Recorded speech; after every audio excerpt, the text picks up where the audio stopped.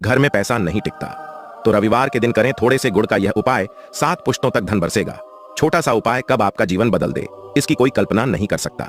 आज आपको एक ऐसा ही उपाय बताने जा रहे हैं जिसे करने मात्र से आपका जीवन बदल जाएगा। तो आइए जानते हैं। इससे पहले माता रानी जो कोई भी आपके चरणों में लाइक एवं सब्सक्राइब समर्पित करें, उसके घर कभी सुख समृद्धि और वैभव की कमी नहीं होने देना। चलो जानते हैं। वैसे तो हर घर में आमतौर पर गुड़ पाया जाता है, लेकिन इसका एक अचूक उपाय रविवार के दिन सुबह सवेरे आप गुड़ और चने की दाल ले लेना, फिर इसको एक लाल कपड़े में बांध के अपनी पूजा स्थान पर रखना, फिर हल्दी कुमकुम अक्षत से इसका विधि विधान से पूजन करना। इसके बाद जब भी आप घर के बाहर जाएं या किसी भी काम पर जाएं, इसे आप अपनी पॉकेट में या बैग में रखकर जाएं। ऐसा करने से आपकी सारे काम बनते चले जाएंगे, इसमें कोई संदेह नहीं।